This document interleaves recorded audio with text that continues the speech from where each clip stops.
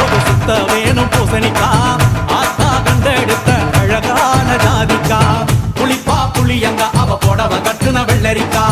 புளிப்பா புளியங்க அவ புடவ கட்டுன வெள்ளரிக்கா